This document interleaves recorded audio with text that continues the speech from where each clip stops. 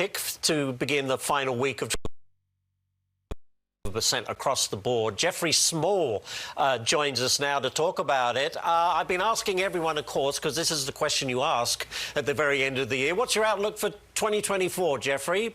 Mainly positive or not?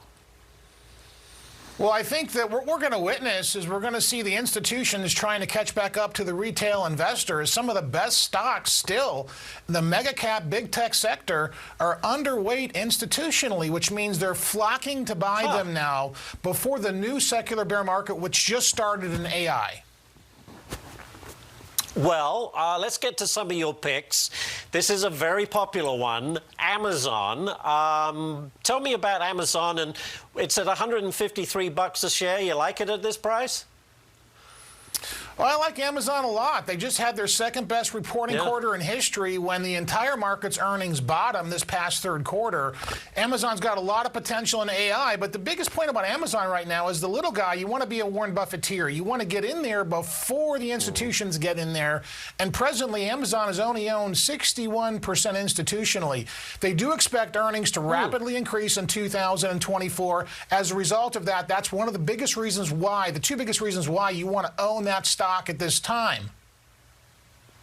Very good. Let's move on to another familiar name, Meta.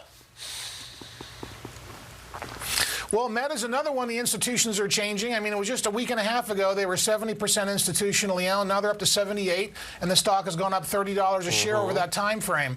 Meta is probably the second best stock in the market from 2023, next to Nvidia, but it's still got lots of room to grow. And the other thing that people are discounting is that really the Nasdaq is still 2 or 3% below its the last 24 months. And so we're just now getting back to break even. Is it too pricey to own at 30 times earnings on Meta? Absolutely not. That's my core holding right now.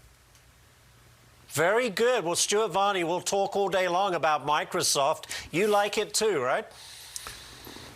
I like Microsoft a lot. It's probably one of the best AI plays to own out there. So you've got a little bit of a longer dated approach the next 24 to 30 months. You definitely want to own some Microsoft. It's up the least out of the Fang 7 group year to date, but it's got the most institutional ownership. So what does that tell you? That tells you it's a good longer term hold. They've got a great revenue model. And of course, like you said, Varney loves Microsoft. Oh, he owns just a sliver, he likes to say. Let's talk about, you also like Apple. What in particular about Apple? It's $193, down a little bit today, but you like it.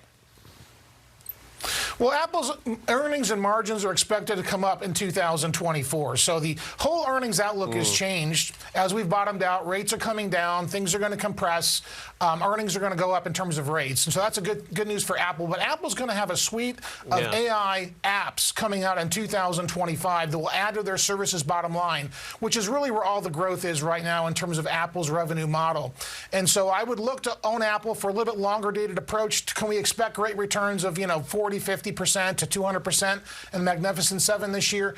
For 2024, no, that's not going to happen. What can you expect? More like 20, 25, 30% for the year. Wow. It doesn't mean they'll outperform the market like they did in 2023, but they're a good hold right now. You covered a lot of ground in a short amount of time, Jeffrey. Take a bow. Great insight this morning. Thank you so much, sir, for joining us.